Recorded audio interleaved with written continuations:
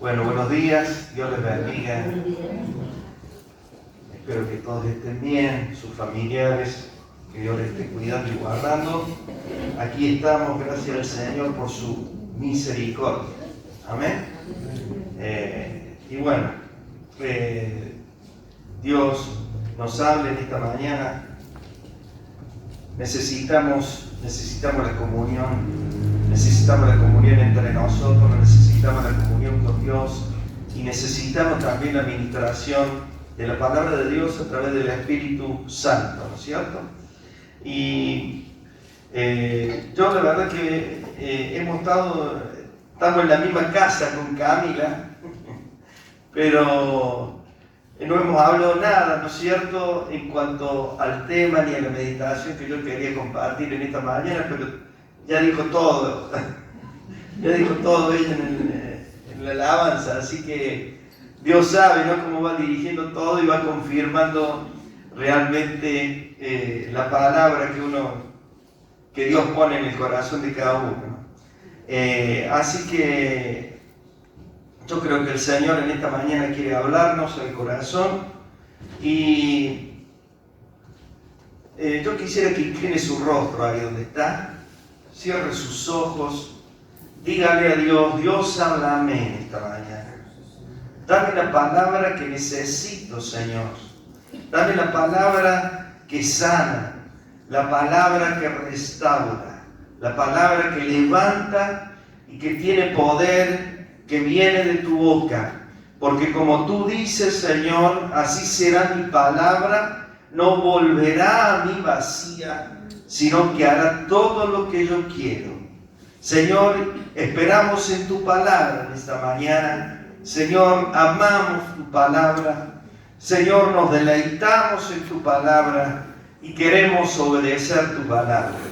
Ayúdanos, Señor, ayúdanos, fortalécenos con el poder de tu Espíritu Santo. Bendice a cada uno de mis hermanos que están en esta mañana, los que no están tan bien, los que están padeciendo enfermedades. Ahora llegue tu toque, tu mano, Señor, de sanidad, por aquellos que están desanimados, por aquellos que están abatidos, por aquellos que se sienten, Señor, solos, por aquellos que están, Señor, deprimidos. Señor, llegue ahora tu toque renovador, el toque que das tú, el toque que da tu presencia, el toque que da tu gracia sobre las vidas de nosotros los seres humanos. Gracias, Padre, en esta mañana. Y Señor, abrimos tu palabra con fe, sabiendo que hay algo para nosotros en ella. En el nombre de Jesús. Amén y amén. Dios ha sido muy misericordioso con nosotros al haberse manifestado con su amor. Y es que, como dice, ¿no es cierto?, la palabra de Dios, todos pecamos y por esa causa nosotros hemos sido, dice, destituidos de la gloria de Dios. Así dice Romanos 3:23. Por cuanto todos pecaron y están destituidos de la gloria de Dios.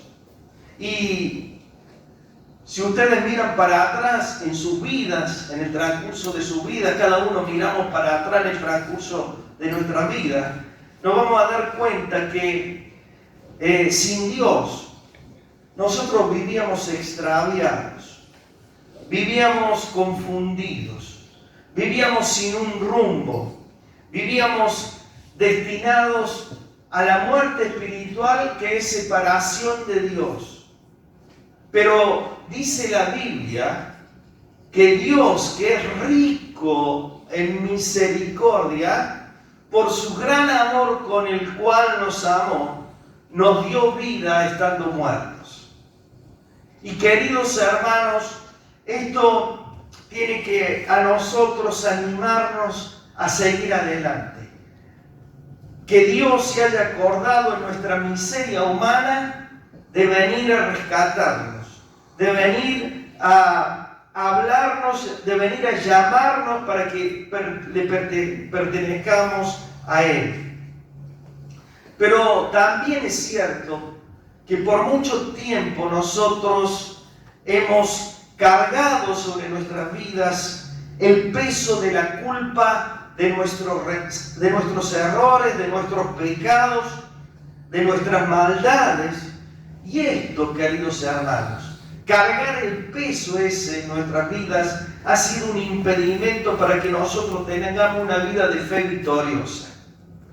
Y en esta mañana el título de la palabra es el perdón que quita el peso de la culpa. Porque, queridos hermanos, en el mundo nosotros somos cargados tanto por nosotros mismos, que nos cargamos a nosotros y nos culpamos a nosotros mismos, como también por aquellos que nos señalan y nos acusan y nos cargan y nos llenan de culpas.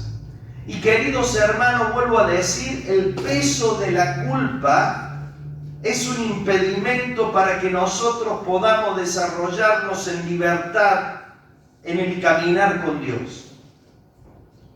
Y por eso también dice la Escritura que el camino del justo es como la luz de la aurora que va en aumento hasta que el día es perfecto. Y en nuestro caso, a lo mejor nosotros tenemos que abandonar cosas que nos impiden ese crecimiento. Y una de las cosas que tenemos que desechar de nuestras vidas es la culpa, queridos hermanos. El peso de la culpa. Porque culpable en algún momento hemos sido por nuestros pecados, pero el peso de la culpa tiene que ser quitado. Y eso dice Hebreos 12:1 cuando habla el escritor y dice: por tanto, puesto que tenemos en derredor nuestro tan grande nube de testigos, y está hablando de los grandes hombres de la fe, ¿no es cierto? Despojémonos de todo el peso y del pecado que nos asedia. Y yo quiero que tomar esta palabra del peso en este sentido, en el sentido de quitarnos, despojarnos del peso de la culpa. Y hoy quería meditar en un pasaje que nos habla justamente acerca de una mujer que seguramente vivía atrapada por el peso de la culpa. Y vamos a leer Juan capítulo 8, del 1 al 11. Juan 8, del 1 al 11, la historia esta muy conocida de esta mujer que fue sorprendida en el acto del adulterio. Y dice la palabra del Señor lo siguiente: Jesús se fue al monte de los olivos y por la mañana volvió al templo.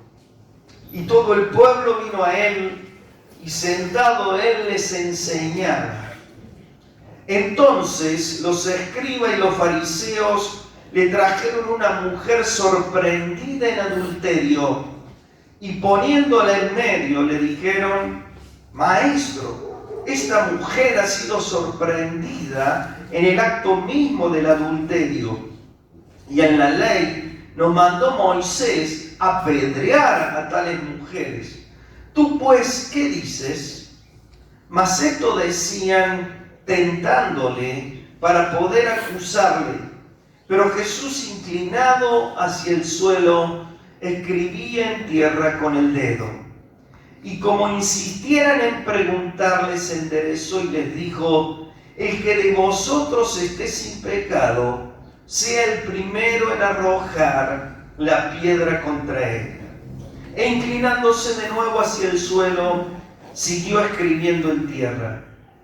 Pero ellos, al oír esto, acusados por su conciencia, salían uno a uno, comenzando desde los más viejos hasta los postreros, y quedó solo Jesús y la mujer que estaba en medio. Enderezándose Jesús y no viendo a nadie, sino a la mujer, le dijo: mujer, ¿dónde están los que te acusaban?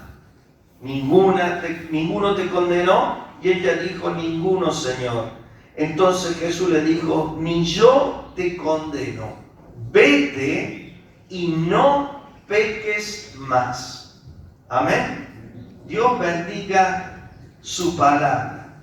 Pero la palabra aquí nos habla acerca de que los escribas y los fariseos le trajeron a esta mujer sorprendida, como decíamos recién, en el acto mismo del adulterio.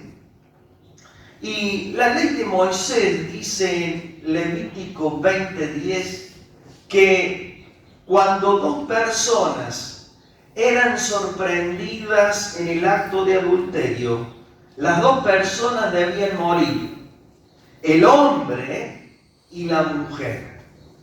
Ahora, cuando yo veo este pasaje aquí, o lo vemos, ¿no es cierto?, me pregunto, ¿dónde estaba el hombre que había participado de este hecho con la mujer? ¿Dónde estaba el hombre? La verdad es que cuando nosotros vemos este hecho, la historia y las costumbres de la época, nosotros nos muestra una sociedad machista, donde realmente el hombre era el que dominaba, ¿no es cierto?, considerando a las mujeres como inferiores al hombre, por lo que no me sorprendería a mí que el hombre había sido absuelto, lo habían dejado libre. Pero digamos, no me quiero detener en eso, simplemente un comentario al margen. Lo que yo quiero que veamos, volvamos a la mujer. Esta mujer estaba enfrentando toda la vergüenza y todo el desprecio de la gente, como seguramente también la acusación que tenía por su conciencia, por el pecado cometido. Y queridos hermanos, esta es toda una situación difícil de sobrellevar para cualquier persona. Y no sé si muchas veces alguno de nosotros nos hemos sentido de esta forma, con este cargo de culpa, con este peso de la culpa que muchas veces nos paraliza y nos hace sentir los seres más miserables de este mundo. Y toda una situación, como digo, difícil de sobrellevar para cualquier persona. Pero veamos un poco la actitud de los escribas y los fariseos. Fíjense que ellos citan la ley de Moisés afirmando que había que apedrearlas a estas mujeres. Y queridos hermanos, estos hombres eran representantes del pueblo ante Dios. Eran hombres religiosos. Eran hombres que conocían al pie de la letra justamente toda la letra, justamente la letra de la ley. Conocían a la perfección la letra de la ley. Sabían todo lo concerniente a los ritos. Pero yo quiero leer un pasaje donde Jesús se refiere a los fariseos. Fíjense, vamos a leer Lucas 11, 42 al 45.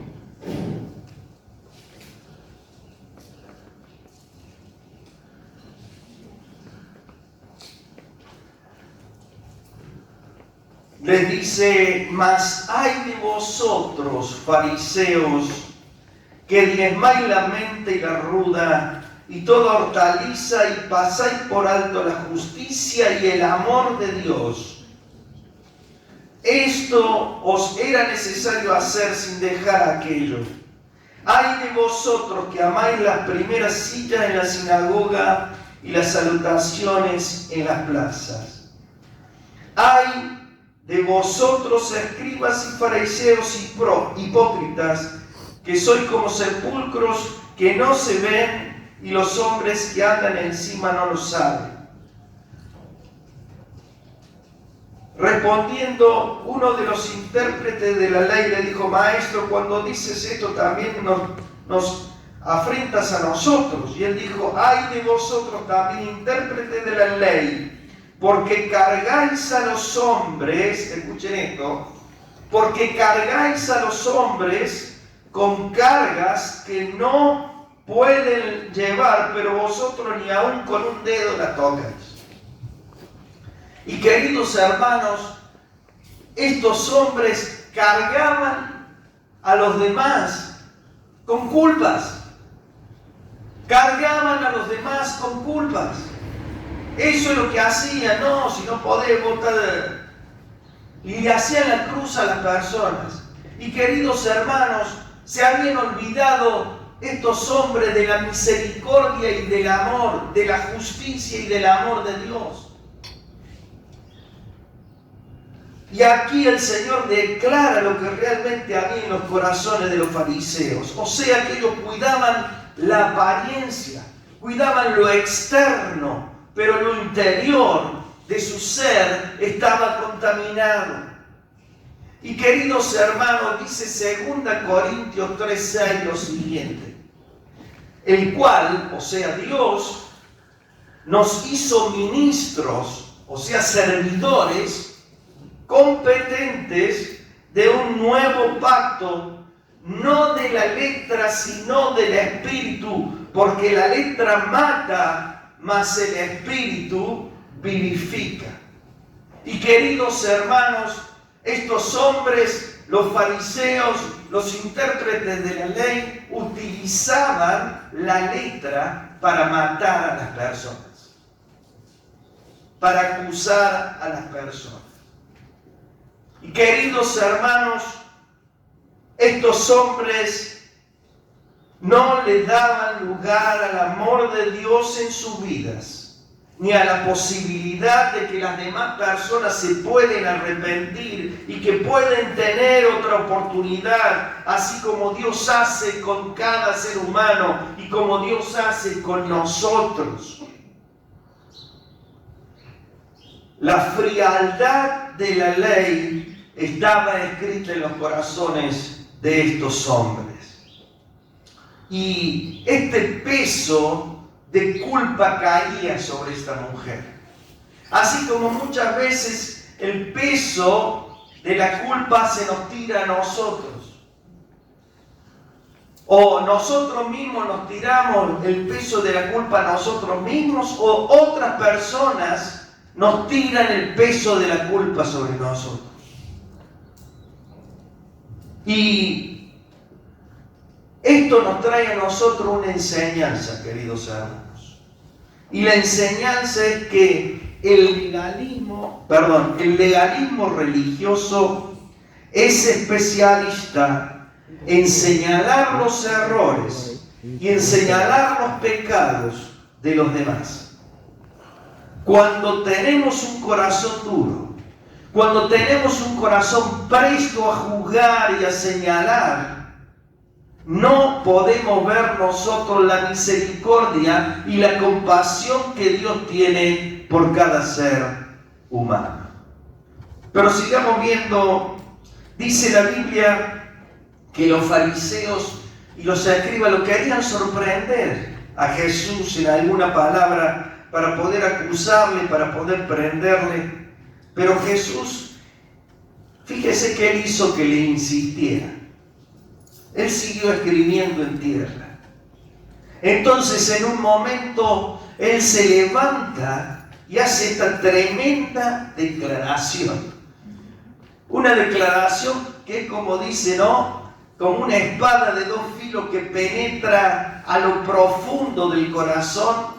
Y dice: el que de vosotros esté sin pecado, sea el primero en arrojar la piedra contra ella. Y queridos hermanos, vemos en esta palabra el llamado que Cristo nos hace a que nosotros dejemos de condenar a los demás y que dejemos de sentenciarle. Estos religiosos estaban dispuestos a juzgar, a levantar su mano contra esta mujer sin ver el tremendo pecado que había dentro de ellos. Fíjese lo que dice Lucas 6, 37, 42. 6, 37, 42. Dice lo siguiente: no juzguéis y no seréis juzgados. No condenéis y no seréis condenados. Perdonad y seréis perdonados. Dad y se os dará medida buena, apretada, remecida y rebosando darán en vuestro regazo, porque con la misma medida con que medís, os volverán a medir. Y les decía una parábola: ¿acaso puede un ciego guiar a otro ciego? ¿No caerán ambos en el hoyo? El discípulo no es superior a su maestro, mas todo el que fuere perfeccionado será como su maestro. ¿Por qué miras la paja que está en el ojo de tu hermano y no echas de ver la viga que está en tu propio ojo? ¿O cómo puedes decir a tu hermano: hermano, déjame sacar la paja que está en tu ojo, no mirando tú la viga que está en el ojo tuyo? Hipócrita, saca primero la viga de tu propio ojo, entonces verás bien para sacar la paja que está en el ojo de tu hermano. Y cuando lo leo realmente, usted sabe que me acuerdo de mi papá, porque mi papá me lo decía este versículo. Me decía este versículo. Cuando dice: déjame sacar la paja que está en el ojo de tu ojo, no mirando tú la viga que está en el ojo tuyo. Hipócrita, saca primero la viga de tu propio ojo y entonces verás para sacar la paja en el ojo de tu hermano. Amén. Que Dios nos ayude para que no seamos juzgadores, sentenciadores.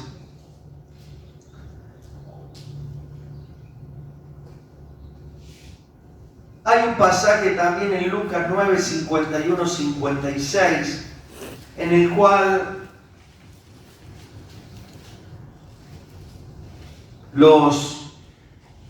Jesús va con Jacobo y con Juan y los reprende porque cuando se cumplió el tiempo en que él había de ser recibido arriba, afirmó su rostro para ir a Jerusalén y envió mensajeros delante de él, los cuales fueron y entraron en una aldea de los samaritanos para hacerle preparativos. Mas no le recibieron porque su aspecto era como de ir a Jerusalén. Viendo esto, sus discípulos Jacobo y Juan dijeron: Señor, ¿quiere que mandemos que descienda fuego del cielo como hizo Elías y los consuma? Entonces, volviéndose, él los reprendió diciendo: vosotros no sabéis de qué espíritu sois, porque el Hijo del Hombre no ha venido a perder las almas de los hombres, sino para salvarlas. Y se fueron a otra aldea. Aquí nosotros también vemos la actitud de los discípulos. Y fíjese lo que le dice el Señor: ustedes no saben de qué espíritu son. Y cuando yo veo esto, veo que hay un espíritu, queridos hermanos, que se mueve detrás de cada palabra de juicio que nosotros emitimos. Ese espíritu toma posesión de nosotros a tal punto de olvidarnos de lo que es la voluntad de Dios, de amar al prójimo. Y al leer este pasaje nosotros nos damos cuenta que muchas veces a nosotros nos falta la misericordia y el amor. Nos convertimos en personas insensibles, sin piedad, con aquellos que cometen algún pecado, algo contra nosotros. Nos damos cuenta que nuestro corazón muchas veces es duro como piedra, como dice la palabra. Por eso, con esta palabra, que hoy Dios nos cambie nuestro corazón, que ponga un corazón de carne, como dice el profeta.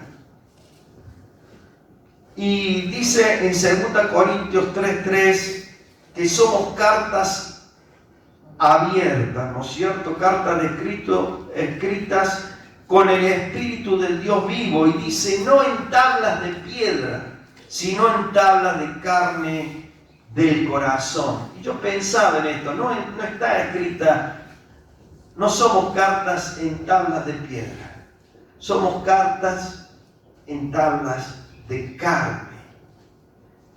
Porque la tabla de piedra, queridos hermanos, representa el corazón duro, sin compasión, sin amor. Pero la tabla de carne representa un corazón lleno de amor, lleno de misericordia.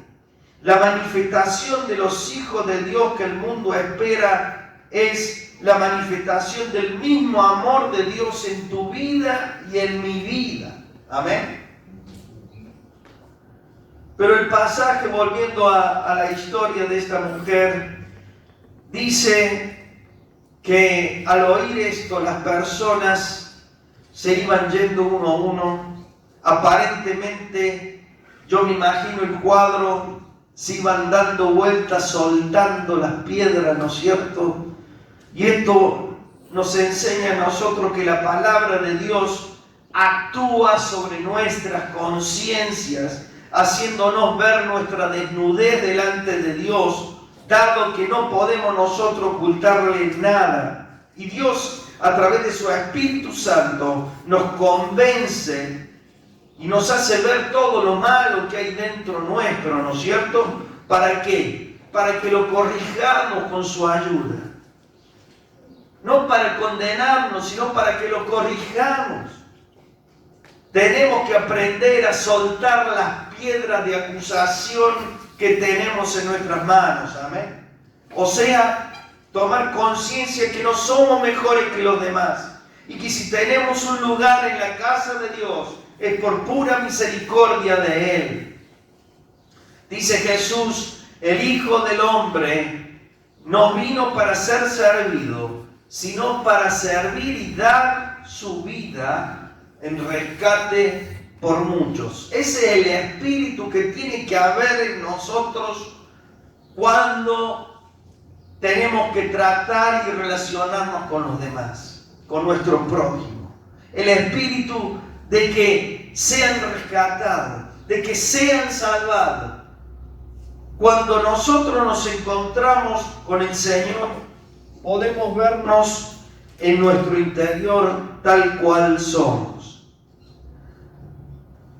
Y por último, la Biblia dice que Jesús, observando que no había nadie, le pregunta a la mujer, ¿dónde están los que te acusaban, mujer? ¿Dónde están?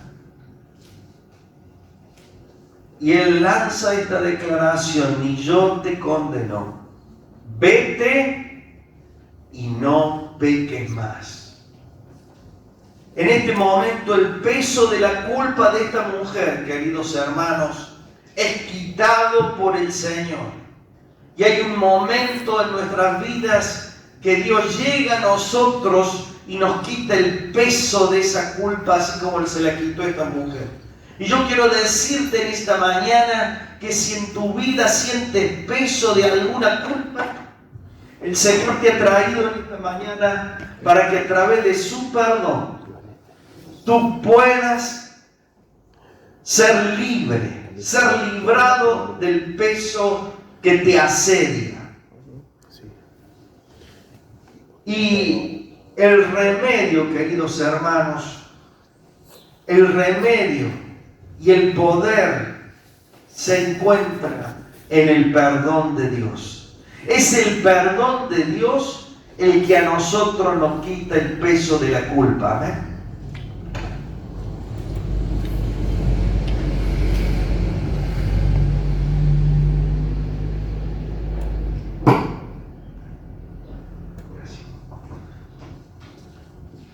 Lo que quita el peso de la culpa, queridos hermanos, es el perdón de Dios. Y para eso yo quiero que veamos el Salmo 32. Dice el título de este salmo, la dicha del perdón.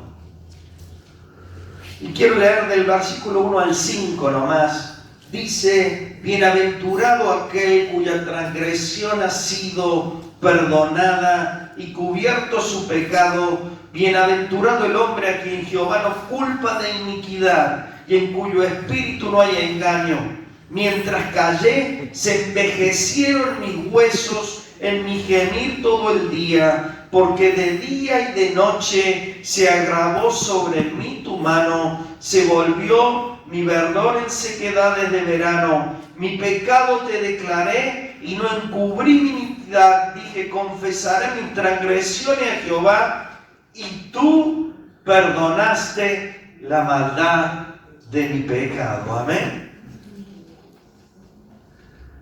Podemos ver aquí nosotros cómo el salmista destaca la importancia del perdón de Dios. Y para esta mujer, queridos hermanos, el perdón que Jesús le manifiesta es el poder que a ella le quita el peso de la culpa. Así como el poder del perdón de Dios a nosotros nos quita el peso de nuestra culpa. Amén. Porque la obra perfecta de Cristo, hecha en la cruz del Calvario, tiene el poder de quitarnos el peso de la culpa. Querido hermano, querida hermana, vayamos a los pies del Señor para que todo el peso de nuestras culpas sea quitado.